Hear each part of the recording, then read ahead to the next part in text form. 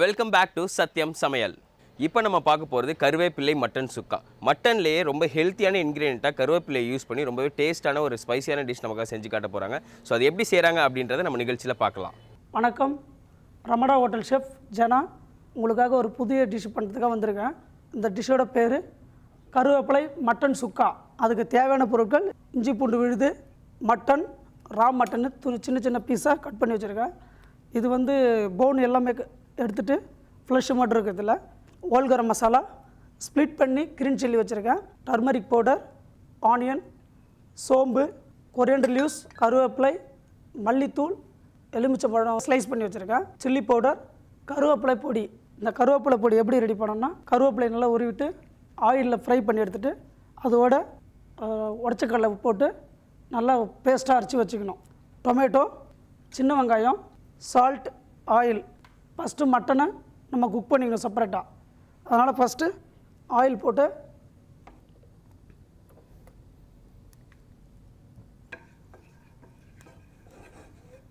கொஞ்சமாக ஆயில் ஊற்றிக்கணும். ஆயில் சூடான உடனே துண்டு துண்டாக கட் பண்ண இந்த மட்டனை அதில் போடணும்.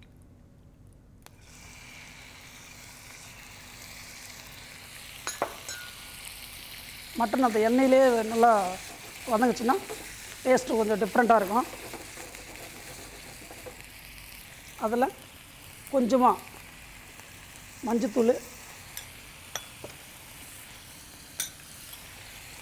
தனியாத்தூள், இதெல்லாம் எதுக்கு போடுறோன்னா இதில் போட்டாக்கா நல்லா குக் ஆகும். அதில் இன்னும் டேஸ்ட்டாக இருக்கும். எல்லாம் மசாலா அதோடு சேரும்போது இன்னும் ரொம்ப நல்லாயிருக்கும். கொஞ்சமாக இஞ்சி பூண்டு பேஸ்ட்டு போட்டு நல்லா மிக்ஸ் பண்ணணும். இது மிக்ஸ் பண்ணிங்கன்னா நல்லா குக் ஆகும். குக் ஆகிறதுக்கு இது மேக்ஸிமம் ஒரு 45 மினிட்ஸ் ஆகும். அதுக்காக இது ஃபஸ்ட்டாக குக் பண்ணிக்கணும். வீட்டில் குக்கர் இருந்தால் குக்கரில் நம்ம குக் பண்ணிக்கலாம்.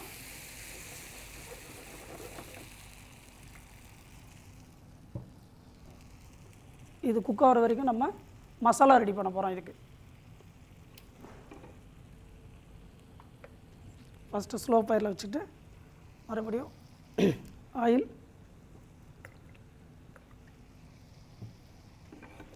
நல்லா சூடான உடனே ஹோல் கரம் மசாலா, பட்டை, ஏலக்காய், கிராம்பு, பிரியாணி இலை எல்லாத்துலேயும் ஒரு 2 பீஸ் போடணும்.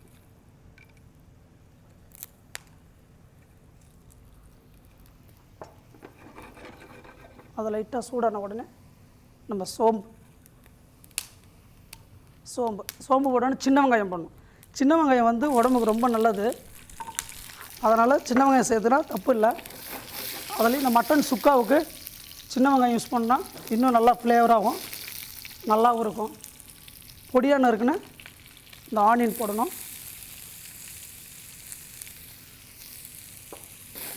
நல்லா ஆனியன் ரோஸ்ட் ஆகணும். அது வரைக்கும் சிம்மில் வச்சு ஸ்லோ ஃபயரில் நம்ம ரோஸ்ட் பண்ணிகிட்டே இருக்கணும், ஃப்ரை பண்ணணும். கொஞ்சமாக கருவேப்பிலை ஃபஸ்ட்டாக போட்டால் கொஞ்சம் ஃப்ளேவராக இருக்கும் இந்த எண்ணெயில் வதங்கும் போது.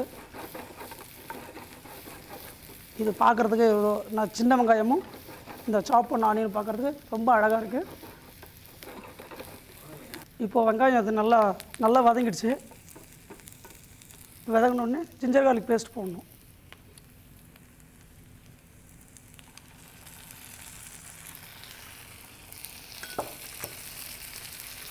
ஜிஞ்சர் கார்லிக் பேஸ்ட்டு நல்லா அதோட சேர்கிற மாதிரி நல்லா வதக்கணும். அந்த பச்சை வாசனை போகிற வரைக்கும் நல்லா பொன்னிறமாக வதக்கணும். வதங்கின உடனே சாப் பண்ண டொமேட்டோ. இது ரொம்ப சுக்காவுக்கு நிறைய போடக்கூடாது, கம்மியாக போடணும். நிறைய போட்டாக்கா கிரேவி மாதிரி வந்துடும். அதனால் கம்மியாக யூஸ் பண்ணணும்.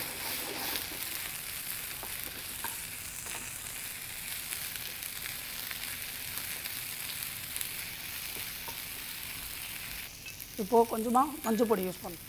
மஞ்சள் பொடி அதுலேயும் போட்டிருக்கேன், இதுலேயும் கொஞ்சமாக யூஸ் பண்ணணும்.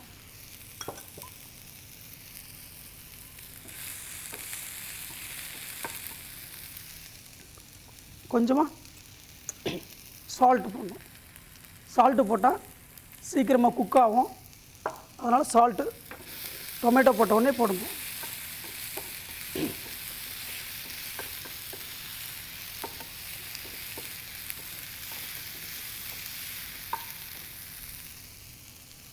கிரேவி ஆகுறதுக்காக கொஞ்சமாக தண்ணி சேர்க்கணும்.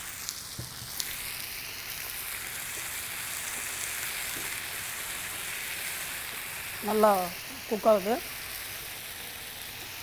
கொஞ்சமாக அதில் சில்லி பவுட்ரு போட்டிருக்கோம், அதனால் கொஞ்சமாக சில்லி பவுட்ரு,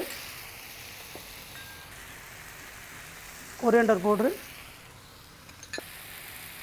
ஜீரா பவுட்ரு, சோம்பு பவுட்ரு நல்லா போட்டு அந்த பச்சை வாசனை போகிற வரைக்கும் நல்லா அதில் மிக்ஸ் பண்ணணும்.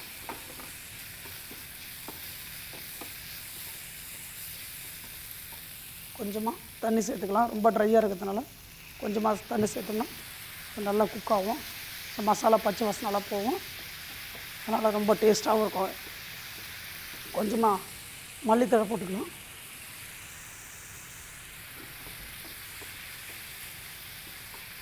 இப்போது மட்டன் நல்லா குக் ஆகிடுச்சு. நம்ம அந்த மட்டனை இதோட சேர்க்க போகிறோம்.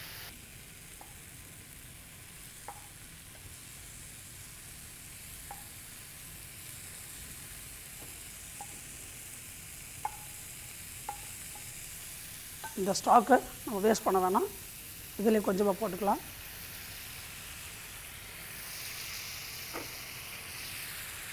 நல்லா குக் ஆகுது.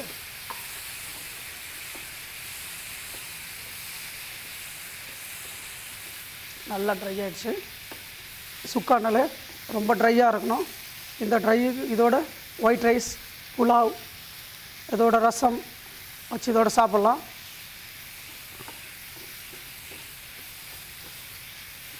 பார்க்குறதுக்கு நல்லா கலர்ஃபுல்லாக இருக்குது. ஆந்திரா டிஷ் இது, அதனால் கொஞ்சம் ரெட் கலராக இருந்தால் நல்லாயிருக்கும். இது கடைசியில் கொத்தமல்லி கொஞ்சம் போட்டால் வாசனையாக இருக்கும். இப்போ மட்டன் கருவேப்பிலை சுக்கா நல்லா ட்ரை ஆகிடுச்சு. இப்போ ட்ரை ஆன உடனே நம்ம பொடி பண்ணால் அந்த கருவேப்பிலை பொடியை கடைசியாக நம்ம கொஞ்சம் சேர்த்துக்கிறோம். இது சேர்த்தாக்கா நல்லா கலர்ஃபுல்லாக க்ரீன் கலரில் வந்துடும்.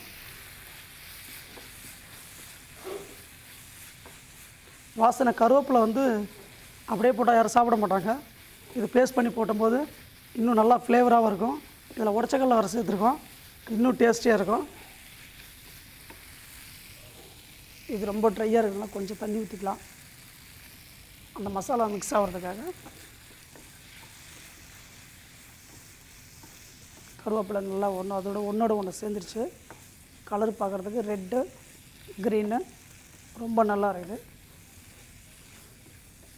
இப்போது கருவேப்பிலை மட்டன் சுக்கா ரெடி. இதை நம்ம ப்ரெசன்டேஷன் பண்ண போகிறோம்.